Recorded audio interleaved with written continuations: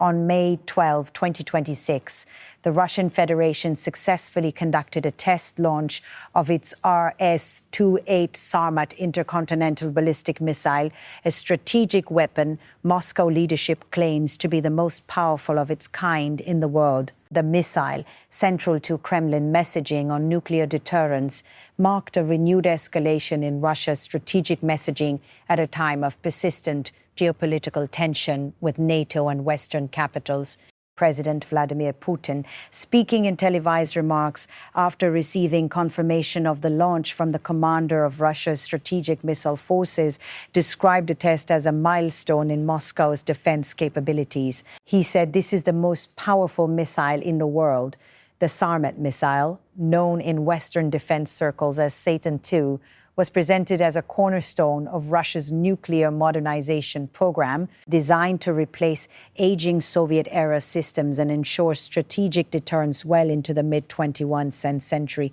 The missile test, staged at a Russia and launch site, appeared to achieve its basic objectives, according to official Russian defense reporting. The weapon is claimed to have a range of over 35,000 kilometers, potentially circumnavigating the globe on a suborbital flight, and to be capable of carrying multiple independently targetable nuclear warheads. Mr. Putin asserted that Sarmat's range and multiple warhead capacity would outstrip any comparable Western system currently in service. The Kremlin's announcement came amid broader strategic signaling. Deputy Chairman of the Security Council, Dmitry Medvedev, a former president of Russia 2008 to 2012, and a senior Kremlin official, seized on the successful launch to send a pointed message to Washington and its European allies. He said congratulations to all of Russia's Western friends on the successful test of the Sarmat strategic missile system. Now you have all become closer to us. This remark, widely shared in Russian state media and on local social platforms, blended military triumph with geopolitical provocation. Observers interpret it as an overt reminder of Russia's expanding nuclear reach in the context of its standoff with the West over Ukraine and security policy. The RS-28 Sarmat is the result of more than a decade of development by Russian defense industries, originally unveiled by Mr. Putin in 2018 as part of a suite of advanced strategic weapons designed to counter Western missile defenses. It is manufactured by multiple Russian state-linked designers and producers and is intended to replace the Soviet-era RS-20 Voyvoda, NATO reporting name SS-18 Satan, which has been a core pillar of Russia's nuclear triad for decades. Designed as a super-heavy intercontinental ballistic missile, Sarmat reflects Moscow's ambition to field a system capable of defeating sophisticated defense systems and delivering strategic nuclear warheads over vast distances. Western analysts note that Russian claims about range and capability exceed independent estimates, but they acknowledge that the missile, if operational, would be among the most capable land-based ICBMs. Repeated delays have characterized the program's history. According to Western open-source analysis, Sarmat has faced multiple setbacks during testing, including failed launches that led to explosions at launch complexes in previous years. Such incidents underline the technical challenges Russia has encountered in developing one of its most ambitious strategic weapons since the Cold War. Nevertheless, Russian defense officials insist that the launch on May 12 represents a breakthrough and that the missile will be fully deployed with frontline units by the end of 2026, significantly enhancing Russia's strategic deterrent posture. The testing and ostensible deployment of the RS-28 Sarmat come at a fraught moment in international affairs.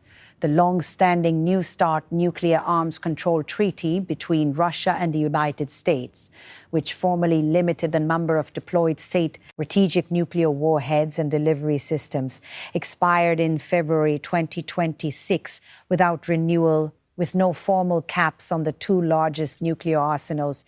Experts warn that this could usher in an unconstrained arms competition not seen since the Cold War. In recent years, both Moscow and Washington have pursued extensive modernization of their strategic forces. In the United States, this has included upgrades to land-based missiles, strategic aircraft, and nuclear submarines, driven in part by perceived Russian advances.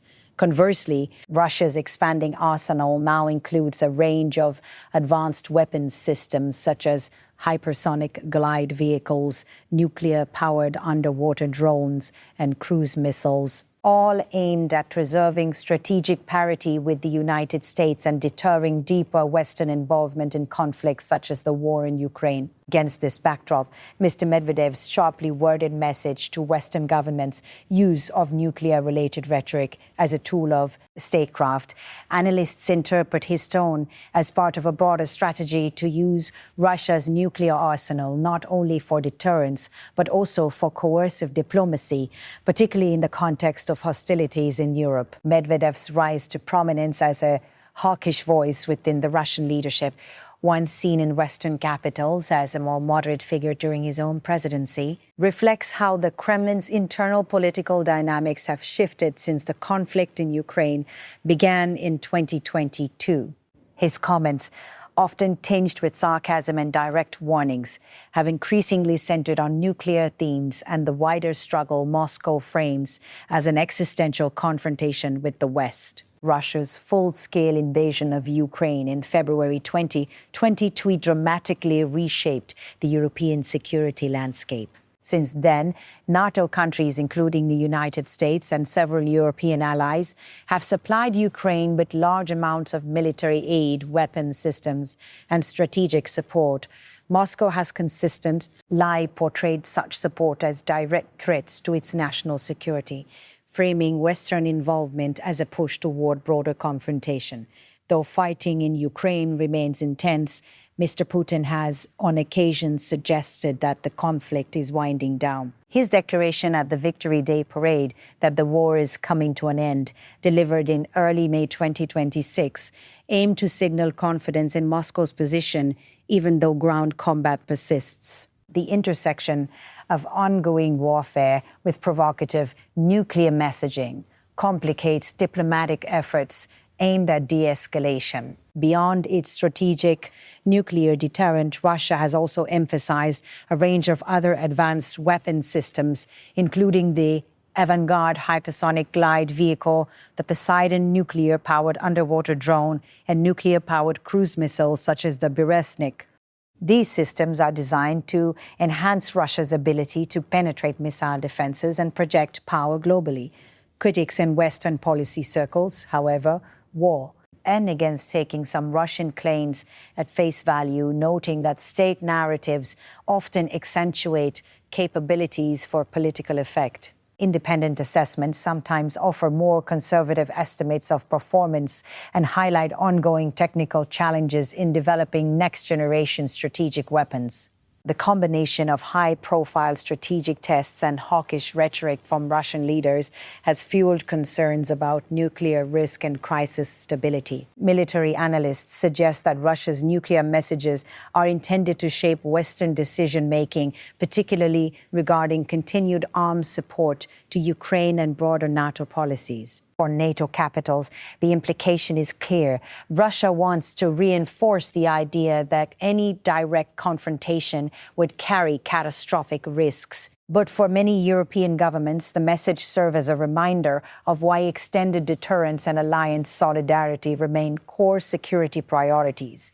The successful test launch of the Orifice-28 Sarmat missile on MC I-12 2026 and the unabashedly pointed commentary from senior Russian officials such as Vladimir Putin and Dmitry Medvedev illustrate how nuclear weapons continue to shape international politics in the 21st century. Moscow's narrative emphasizes strength and deterrence, but it also underscores the fragility of the global arms control architecture and the renewed potential for strategic competition between major powers. As Russia moves to integrate this new missile system into its arsenal by the end of 2026, world capitals will be watching closely. Whether the rhetoric and hardware of nuclear deterrence usher in a new era of strategic equilibrium or accelerate tensions remains one of the most consequential questions facing global security today.